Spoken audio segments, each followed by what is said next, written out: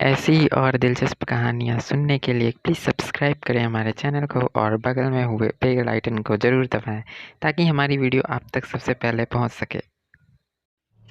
यह कहानी है सन 1982 की एक भूतिया अस्पताल की। मऊ जिले के परदहा ब्लॉक अंतर्गत दैरैनी गांव में बना सरकारी स्वास्थ्य केंद्र अस्पताल खंडहर की तरह खड़ा है।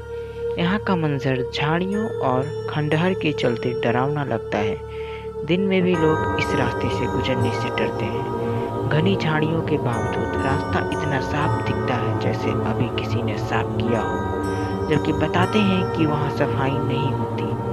गांव वालों की माने तो अगर दिन के 12 बजे अस्पताल के पास के कोई गुजरता तो उसकी हालत खराब हो जाती है।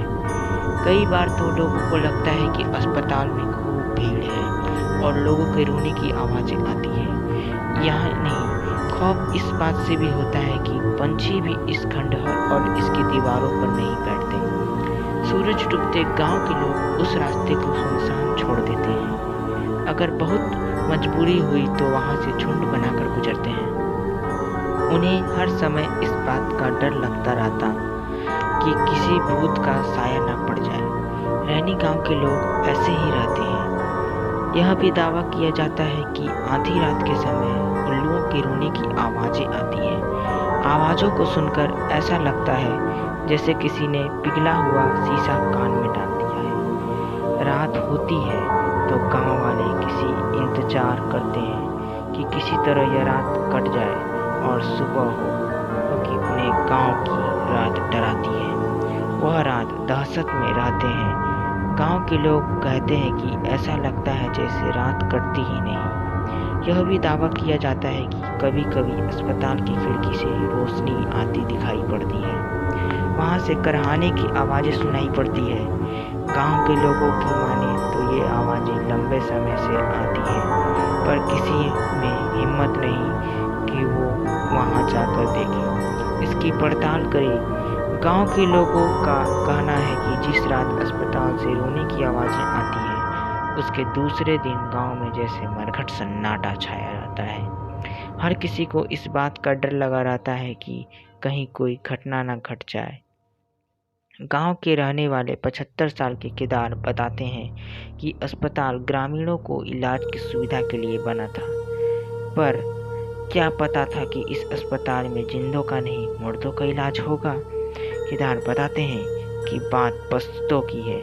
जब गांव में रहने वाले दो पट्टीदारों के बीच आपसी लड़ाई हुई तो एक की मौत इलाज के अभाव में हो गई, पर इसके कुछ दिनों बाद गांव में उन्हें इसी स्थान पर बैठे देखे जाने की बातें कही जाने लगी। कहा जाता है कि वह किसी से कुछ बोलते नहीं, पर बचाव बचाव की आवाज़ें जरूर आती।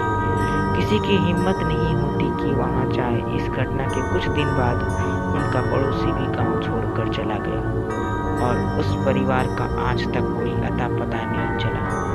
उसके बाद में जिनकी मौतें हुई वह कभी यहाँ फिर गांव के आसपास नहीं दिखाई पड़ी। पर 1982 में जब यह चिकित्सा उपकेंद्र बनकर तैयार हुआ तो कुछ दिन बाद ही टूटने फूटने की आवाज़ें आने लगी। कुछ दिनों तो लोगों ने नज़रअंदाज किया, पर बाद में यह सच पता चला सभी को।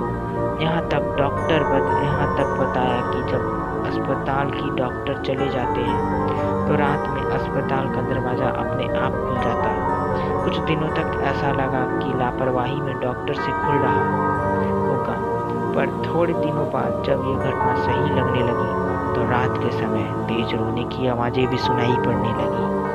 अस्पताल के डॉक्टर भी परेशान हो गए। इसके बाद से सबसे अस्पताल बंद ही चल रहा है। अस्पताल दिखने में नया जैसा लगता है, पर अंदर सारे मेडिकल उपकरण बेकार पड़े हैं। गांव के लोगों का दावा है कि इन सामानों से भूतों का इलाज होता है। कर्मचारी गांव में तो आते हैं पर अस्पताल नहीं जाते। ग्राम प्रधान मुकेश राय बताते हैं कि यहाँ पर वर्तमान में तैनात मेडिकल विभाग की मेडावाइफ यहाँ कभी नहीं आती।